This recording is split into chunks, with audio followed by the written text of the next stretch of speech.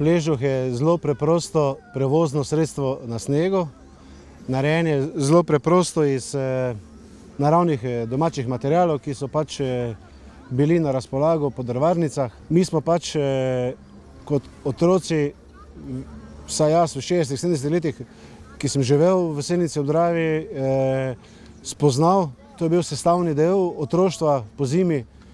In potem z leti, ko smo razvijali, obujali te spomine, vožnje s pležuhi, potem smo ustanovili društvo tudi in smo začeli raziskovati, odkot pležuh. Smo preko ust izročila, pač nismo imeli kamere in ostalih variant, da bi zapisali te podatke. So nam starejše gospe in gospode pripovedovali, da so se s pležuhom iz bregov v Selnico ob Dravi vozili otroci v šolo, tudi otroci starejši ob nedeljah k maši.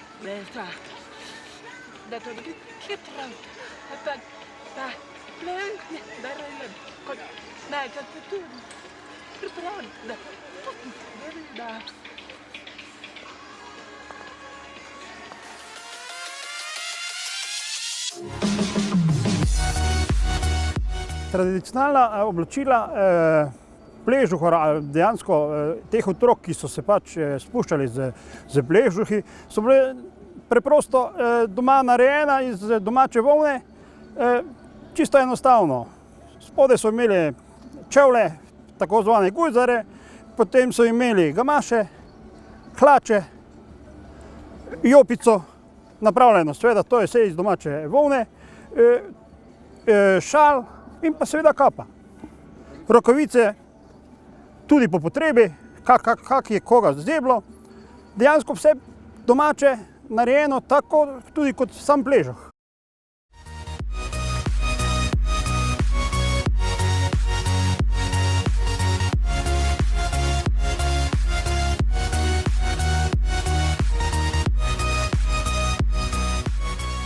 Torej, mi smo začeli neformalno druženje kot selniški pležuharji že konec 80-ih let.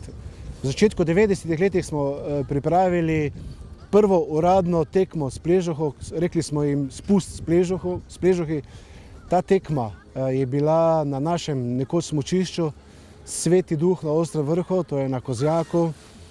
In tam smo pripravili prvo tekmo s pležuhi. Kasneje je ta tekma postala tradicionalna. Konec 90-ih oziroma 2000 smo prestavili to tekmo ker je bilo vedno več zanimalo več tekmovalcev na snežni stadion v Mariboru, ker smo nekaj let pripravljali te tekme oziroma spust s pležuhi in ohranjamo to tradicijo. Tu smo primerno oblečeni, dali smo si narediti originalna oblačila iz naravne ovčne volne, naravni materiali. Tudi pležuhi so replike vsaj približno 100 let starih pležuhov, ki si jih sami nekako s pomočjo prijateljev izdelamo iz pravih materialov. Tako da zadnja leta ohranjamo izključno ljudsko izročilo.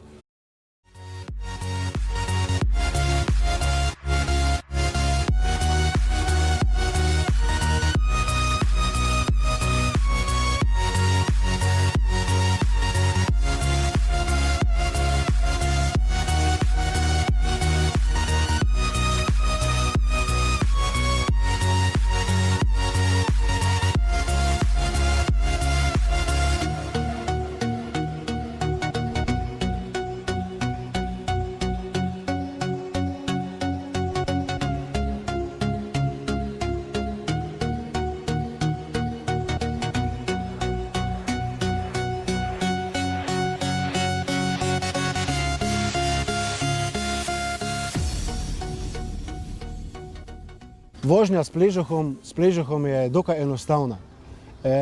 Pomembno je imeti ustrezen balans, ravnotežje, potem dvignemo noge in se spustimo in se peljemo. Pomemben je teren. Če je sneg globoki, je vožnja lažja, se pravi, gre lažje vijugati, medtem ko nam v terenu na smučišču, recimo, kjer so proge trde, je treba biti bolj zbran, več tehnike uporabljati pri nagibanju, se pravi na robnike od pležuhov. Če je teren strm, zelo strm, se sedemo bolj nazaj, da lažje vijugamo, medtem ko če je teren položen, se sedemo bolj naprej, noge enostavno stegnemo, sprostimo in s telesom, spodnjim delom telesa pač balansiramo levo, desno, vijugamo, tako da je vožnja je preprosta, zabavna. Pležuk sam po sebi ni nevaren. Nevaren je pač človek, sama oseba, ki to prevozno sredstvo uporablja.